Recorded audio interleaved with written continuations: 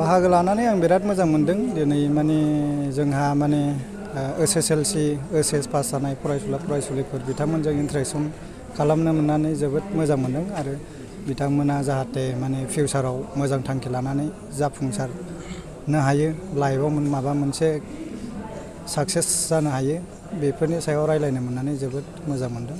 नैबे समाव जे लाइमोन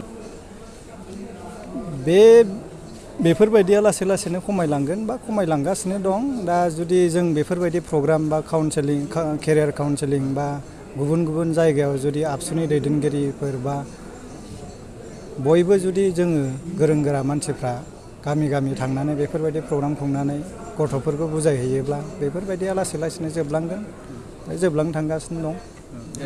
नैबे समाव जे नार्जारि कलेजाव जे बर' लाइमोनफोरखौ खम नुनो मोनो खमखौथ' नुनो मोनो बेथ' नंगौ खिन्थु दा जोंनि दाबायदि थासारि बा आगोलनि थासारि जोबोद डिफारेन्स दंमोन। आगोलनि थासारियाव जोंनि फरायनाय बा गासिबो बिथिङाव जोंहा माने कन्डिसना मोजां नङामोन। दा खिन्थु जोङो लासै लासैनो माने एडभान्स जालांगासिनो दं। UPSC APSC आवबो जोङो लासै लासैनो मोनलांगासिनो दं। बर' मिडियाम फरायनानैबाबो बर' सुबुंफ्रा दस्रा मिडियाम फरायनानैबाबो माने बेफोरबायदि एग्जामाव माने पास खालामनो हागासिनो दं। दा लासै लासै जालांगोन आरो बेफोरबायदिया।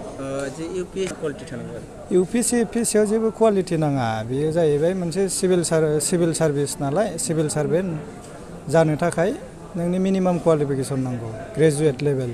बे ग्रेजुवेट लेभेल नोंहा थायोब्लानो नोङो बयबो माने खस्थ' खालामनानै बेफोरखौ एग्जामफोरखौ क्रेक खालायनो हायो आरो जिहेतु जेखिनि थांखिखौनो एचिभ खालायनाया गोरलै नंखाया। जुदि नोंहा थांखिया माने जुदि थिगबा नोंहा गोसो दंथारोब्ला मिडियामा एथ' माने इन्टारफेरेन्स खालामो जानो हागौ एसे एनै खालामो। जेरै माने बर' मिडियाम फरायनायनिफ्राय इंलिस मिडियाम फरायग्रा गथ'फोरा एसे माने लेंगुवेजाव एडभान्स थायो खिन्थु लेंगुवेजखौ जोङो इमप्रुभ खालामनो हायो।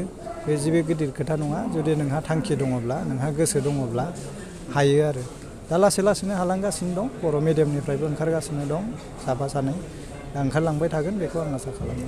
नैबे फिसाफोरनि बेनो आजिखालि माने हिन्जावसा गथ'फ्रा आवगायलांगासिनो दं। मानो होनोब्ला हौवासा गथ'फ्रा गोबां माने दस्रा माने फिल्डआहाय बा एक्टिभिटिसाव माने बाहागो लागासिनो बा गाज्रिबो जानो हागौ बा मोजांबो जानो हागौ।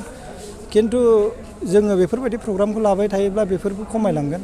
जुदि दैदेनगिरिफ्रा जुदि बेफोरबायदि इनिसियेटिभखौ लाबाय थायो केरियार काउन्सेलिं